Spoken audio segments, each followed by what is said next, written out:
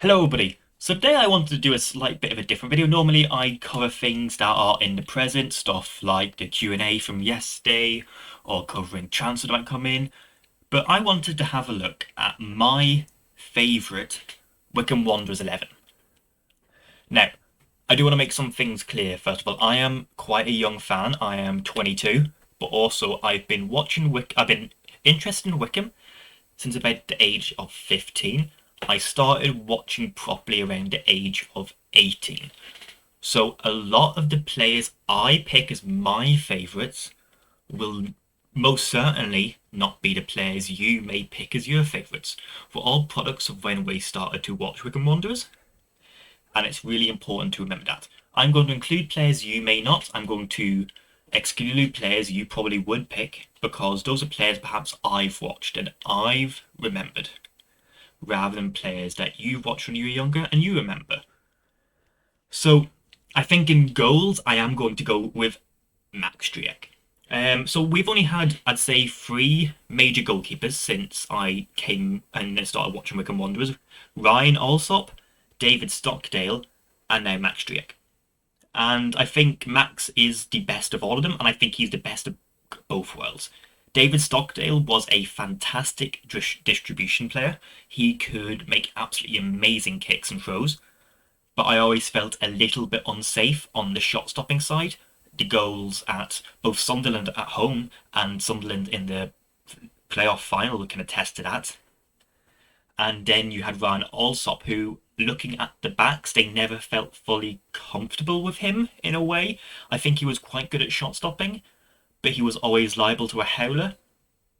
And I think Max Striek, he is a fantastic shot stopper. His distribution has improved. I believe Emil Bozturk came in, unfortunately got let go after Harrison came back. I think Emil Bozturk really helped his distribution.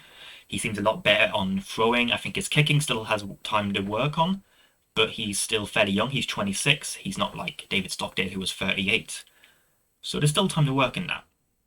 For my left back, I am going to go our captain Joe Jacobson. There has been questions in the recent year or so about whether he should be starting every game, but JJ is a fantastic servant at the club. He has been at the club he's been at the club since I was maybe, I think, 12. That is an amazing, amazing servant to the club, and he deserves plaudits for it. I believe he's a great leader right now, and how many players can you really say they got a hat trick from set pieces, two corners and free kick? There's not many. He was in the team of the season twice, once in the League One and once in League Two. He was a fantastic, fantastic player in his prime. Now he's getting a bit slower, his legs going a little bit, but I still believe he deserves a place in my favourite Wycombe 11. For the two centre backs, I was tempted to go with Chris Joseph. I really was. The boots he gave me are definitely, you could call it bribery, but I'm going to go with Alfie Mawson and Darius Charles. And on Darius Charles, look what I picked up today. Signed as well.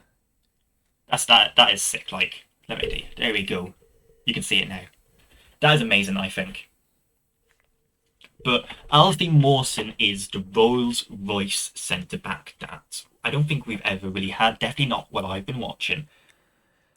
He was always constantly in the right place at the right time, and his passing was phenomenal. I remember it was away against Sheffield Wednesday, I believe, and he just pinged a bullet of a ball straight to Chris Frino's head. It was perfectly flat. It wasn't looped. It was just a flat bullet. Chris Frino nods in, and that was the sort of pass that he was capable of. You could see that why in his prime somebody paid 25 million for him, because he was a phenomenal defender when he was available for us. And Darius Charles, fantastic, fantastic leader. Exactly what we needed in the centre back. I think if Chris Frino stays for another year or two, he will replace him in my estimates. But I think Darius's impact cannot be understated. And I think he should be included anyway because of his iconic "you come to our house, you play by our rules," which ignited a hilarious and somewhat one-sided beef with Sunderland, which was hilarious, but we all knew Sunderland were better than us. Right back is Jack Grimmer. I said at the start of the season I wasn't convinced of Jack Grimmer, and I have been proven wrong, and I have been. Yeah, he is fantastic. And I still maintain he's better as a centre back, but I didn't actually know who else to put in at right back. But I think he's a fantastic, fantastic player. And I do believe that I don't see any reason why he would leave. I think we can really build around a player of his ability, his quality, but also his work rate, his determination. At left wing, we have the gone but not forgotten Anish Mehmeti. What's not to love about Anish Mehmeti? He's gone to Bristol City. Didn't light the world on fire, but it can be a difficult league. He needs a season to get involved, get into their team. This will be his first pre-season with the club, and I don't doubt he will do amazingly. Oh, what's not to say about Anish Mehmeti? Every time he got the ball, you just felt like he could do something or make something magical.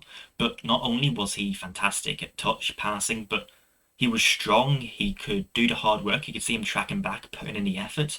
I remember an assist he got start of last season. Just reminded me of Alphonso Davies versus Barcelona. He shrugged two centre backs off, went along to the byline, cut in, simple pass across the box for Sam Vokes. Absolutely fantastic assist. Showed both his dribbling ability, his ability to read very Shabi, but also his physical strength to be able to get there in the first place. And on the right wing, we have Eberechi Eze. I did not get to watch him for much, unfortunately, neither did we. We all would have liked him to stay longer, but he was on to bigger and bigger and bigger and better things, and he is now an England international. I think very possibly he is the best ever player to play in a Wycombe jersey. We've had other players who've went on to big moves. Courtney House went to Aston Villa. Obviously, we had Jordan Ibe went to Liverpool and Bournemouth. But Eze is, without a doubt, the best player we've ever had, and just we should be thankful to have somebody of his quality come in the door.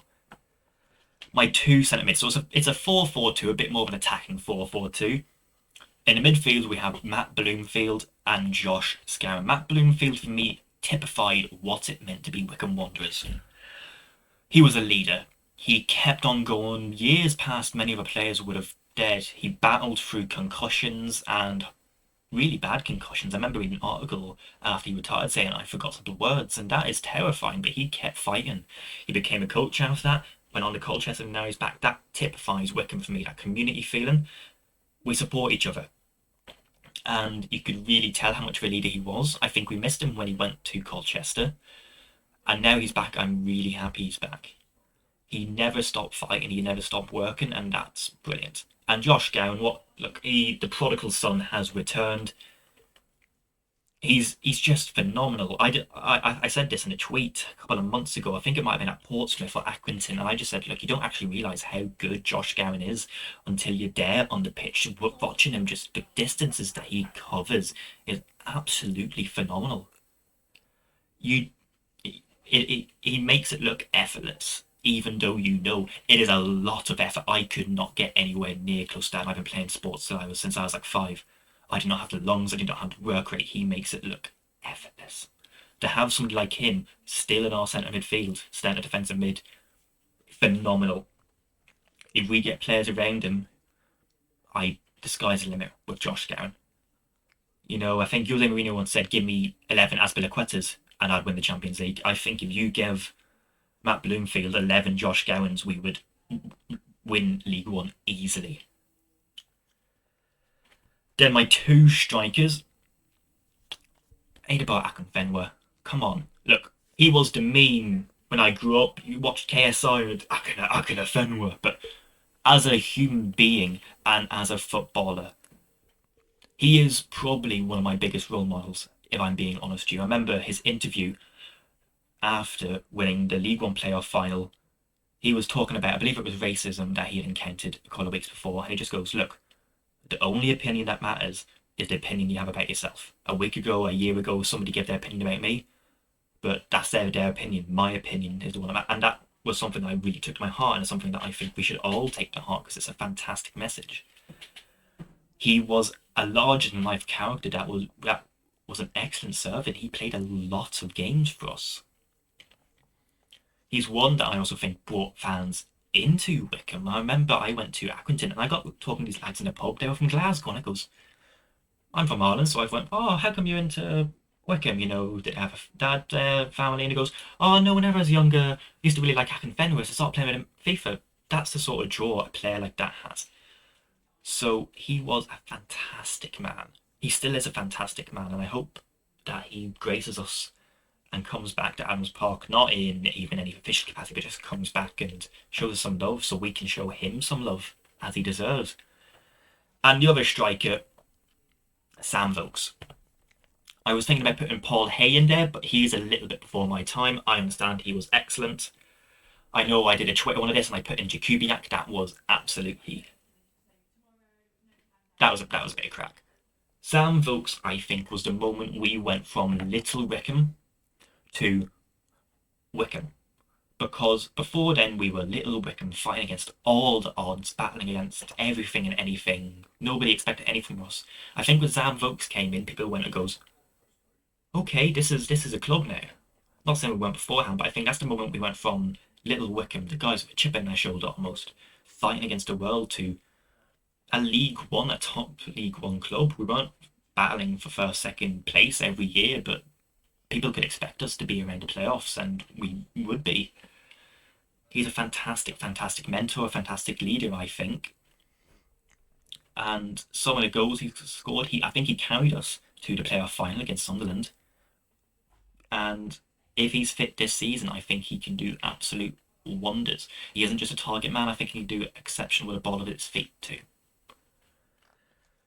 Those are my players. There's some players that I didn't mention that I would consider on the subs bench. I haven't thought about a subs bench, in all honesty, but I'd include Marcus Bean on that subs bench, again a little bit before my time. Hay would be on the bench, as I mentioned. But for me, that's my favourite Wycombe 11. You will feel differently than me. If you're watching, you'll have much different experiences with Wycombe Wanderers than I did growing up. So please do let me know what you think. But otherwise, have a great day.